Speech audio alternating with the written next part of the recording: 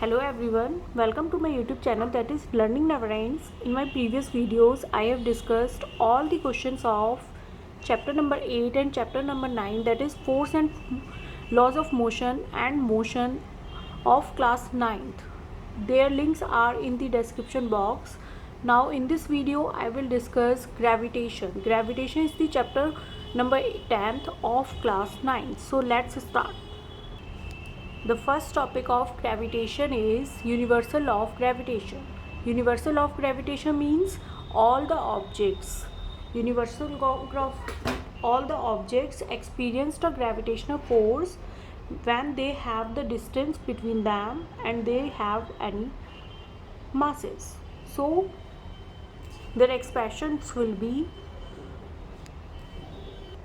here there are two objects. Object 1 has mass m1 and object 2 has mass m2. So their force of gravitation is directly proportional to the product of their masses.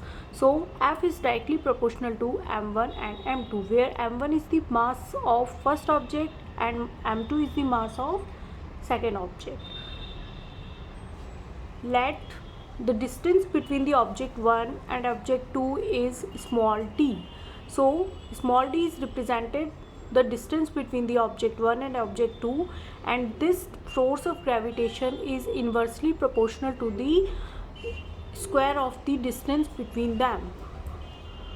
So the expression will be F is directly inversely proportional to the d square, that is F is directly proportional to the 1 upon d square.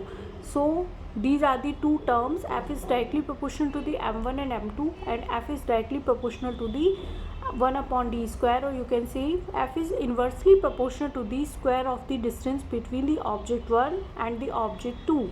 Now we can merge these forces so that the expression will be gravitational force, that is represented by F. So F is directly proportional to the m1 m2 upon d square. It means F, we are merging their expressions first and second.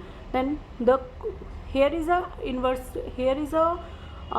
product of masses, and inversely proportional to F is inversely proportional to the square of the distance between them. Now we have to remove this in this proportional sign to the equal to sign, so that constant will be there. Whenever we convert any proportional sign to the equal sign, then there will be a constant. So here F is equal to g m1 m2 upon d square.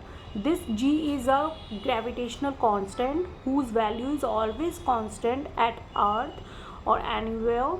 So gravitational force of the earth is represented by capital G. Their value is 6.67 into 10 to the power minus 11.